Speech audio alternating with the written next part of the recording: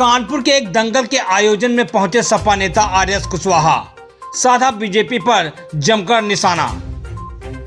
कानपुर नगर के महाराजपुर विधानसभा टीकेश्वर मंदिर के मैदान में दंगल का आयोजन किया गया।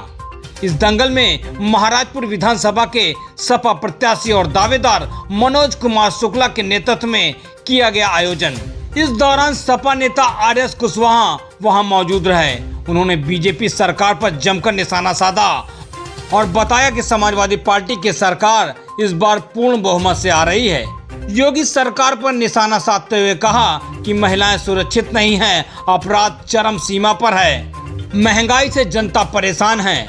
उन्होंने कहा कि 2022 में सपा की सरकार पूर्ण बहुमत से आएगी।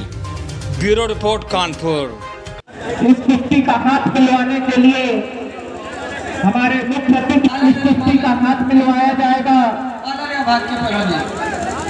जो हमारे सम्मानित प्रधान व क्षेत्र पंचायत सदस्य रह गए हों, वो कृपया मंच में आ जाए। ये देखिए, समाजवादी पार्टी के वरिष्ठ नेता कुशवाहा समाज से बिलोंग करते हैं, तो कुशवाहा समाज को आगे की और इस बड़ी कुश्ती का हाथ मिलवाने के लिए लखनऊ की धरती से चलकर आज हमारी महाराजपुर की धरती पे आए हैं। इस महाराजपुर विधानसभा की ओर से, विकासखंड सरसौर की ओर से माननीय आरएस कुशवाहा का बहुत बहुत स्वागत है, बहुत बहुत वंदन है, अभिनंदन है, नमन है। और आरएस कुशवाहा अकेले नहीं है। आरएस कुशवाहा समाजवादी पार्टी का जो परचम लहराने जा रहे हैं, पूरा का पूरा कुशवाहा समाज माननीय आरएस कुशवाहा जी की आंखों से देख रहा है और आरएस कुशवाहा को नेता मानकर पूरा कुशवाहा समाज समाजवादी पार्टी की ओर निहार रहा है और पीछे चल पड़ा है।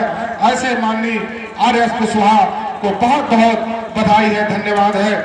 पिछली बार पिठोर विधानसभा से विधायक रहे थे माननीय आरपी कुशवाहा जी, राम प्रकाश कुशवाहा जी, वो भी समाजवादी पार्टी में आ चुके हैं।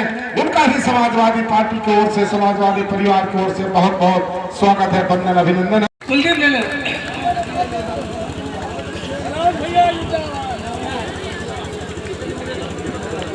कुलदीप अनूप ले लो, उधर बसी करें, उधर वाले।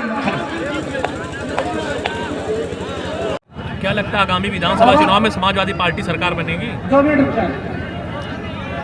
आगामी विधानसभा चुनाव में प्रदेश की जनता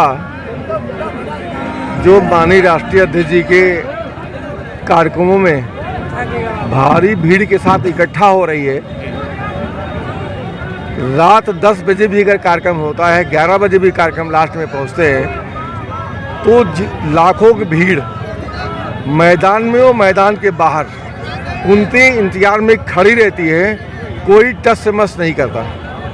इसका शुभ संकेत है और जनता डबल इंजन की सरकार से ऊब चुकी है। चाहे वो नौजवान हो, चाहे किसान हो, चाहे व्यापारी हो, चाहे गरीब वर्ग के आदमी हो, सब के सब लोग परेशान हैं। 300 यूनिट का जो बिजली का वादा है, कल अभी वादा किया है हमारे राष्ट्रीय अध्यक्ष ने, साल के पहले दिन वादा किया है 300 यूनिट बिजली फ्री देंगे।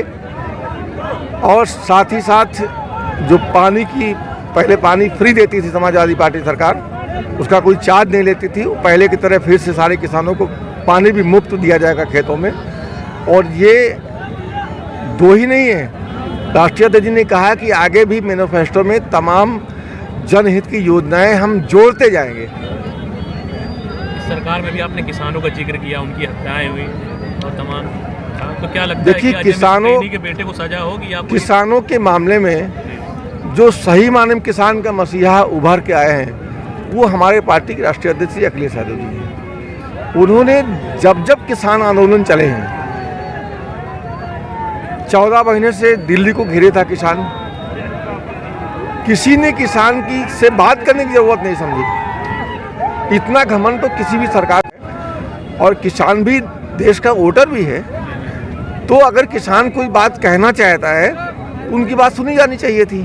किसान की बात न सुन करके 14 महीने तक बैठाए रखा गया। 11 सुबह 5 बजे जब ये आपने बताया रात में भी रैलियां चल रही हैं, तो क्या भारतीय जनता पार्टी डरी हुई है जिस तरह से अभी तो संपूर्ण लॉकडाउन की भी संभावना है? मुझे लगता है भारतीय जनता पार्टी निश्चित रूप से डरी हुई है, तभी 11 बजे से उन्होंने रात का कर्फ्यू लगाया है। आपको याद होगा कि जब वेस्ट बंगाल में चुनाव हो रहा था तो वेस्ट बंगाल उस समय कोरोना चरम सीमा पे था, उसके बाद भी वहाँ चुनाव कराए गए। लेकिन खैर चुनाव आयोग ने तो कह दिया है कि चुनाव समय पर होगा, इसलिए हम लोगों को उम्मीद है कि चुनाव समय पर सरकार जरूर कराएगी। और निश्चित रूप से आज हर वर्ग के लोग समाजवादी पार्टी के साथ हैं और 350 सीटें जीत करके समाजवादी पार्टी सरकार बनेगी, इसको कोई रोक नहीं सकता।